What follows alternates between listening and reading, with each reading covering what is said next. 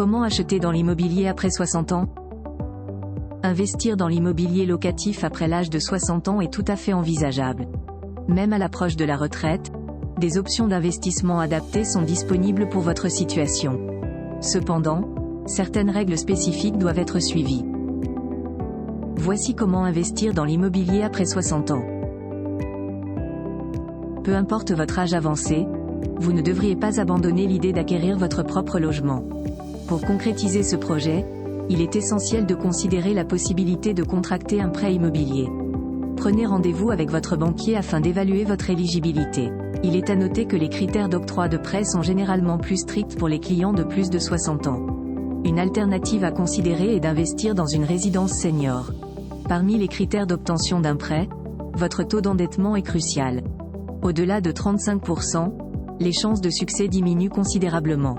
Pour maximiser vos chances, il est recommandé d'avoir un apport personnel d'au moins 30%. Votre banque examinera attentivement vos revenus actuels ainsi que le montant de votre pension de retraite future. C'est sur cette base qu'elle évaluera votre capacité à rembourser le prêt dans sa totalité. Notons toutefois que les banques françaises accordent rarement un crédit immobilier au-delà de 75 ans. Si vous avez un dossier solide, votre banquier peut faire une exception. En contrepartie, la durée de remboursement du prêt sera probablement plus courte. Un détail important à retenir avant d'aller plus loin. L'autre bémol réside dans le coût de l'assurance emprunteur.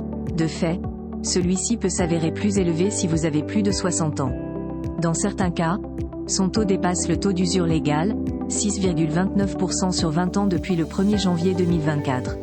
En revanche, bonne nouvelle, les frais de notaire d'un logement neuf sont réduits en comparaison de l'ancien.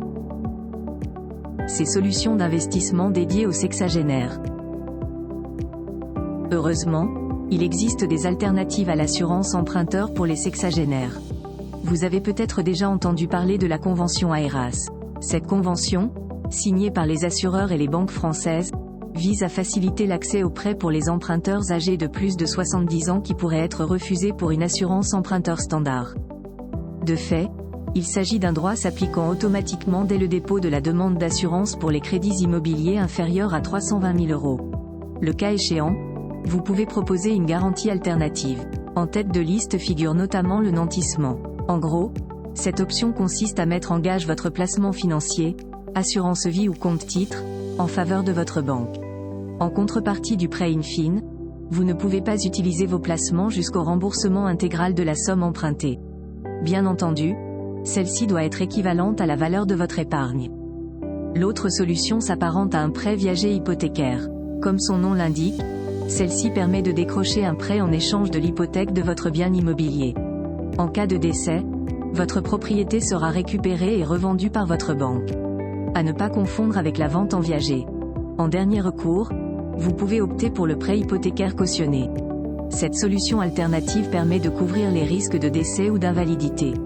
Dans ce cas, le prêt sera remboursé sous forme de mensualité. Après votre décès, la revente de votre bien immobilier devient inéluctable en vue d'effacer le capital restant dû.